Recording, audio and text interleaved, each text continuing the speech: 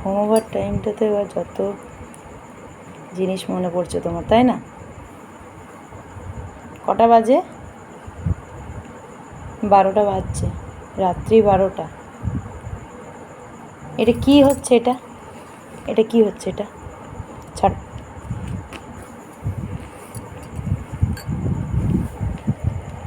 ওটা কি করবে এখানে? তুমি শোবে না তোমার বেডটাতে? ওহ, সব কিছু ছেঁড়া কাটা করবো। ওর না এগুলো খুব চুল করছে, জানো?